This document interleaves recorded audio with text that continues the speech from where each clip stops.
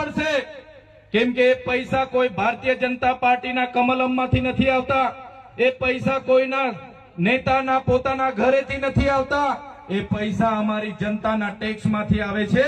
એક એક રૂપિયાનો અમે હિસાબ લઈશું। સાથીઓ, તમે વિચાર કરો, એવો તો કેવો પ્રોગ્રામ હશે, 7 કરોડ ને 83 લાખ રૂપિયાની બસો કરવી પડી। એવો તો કેવો કાર્યક્રમ હશે, 2 કરોડ ને 40 લાખ રૂપિયાના મોબાઈલ ટોયલેટ મંગાવવા પડ્યા। એવો તો કેવો પ્રોગ્રામ હશે કે 8 કરોડ ને 38 લાખ નું સ્ટેજ બનાવવું પડ્યું।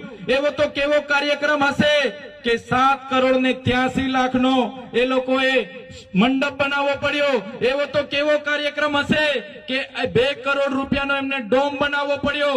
એવો તો કેવો કાર્યક્રમ હશે કે 2 કરોડ ને 51 લાખ રૂપિયાનું પાર્કિંગ કરવું પડ્યું। એવો તો કેવો કાર્યક્રમ હશે કે 2 કરોડના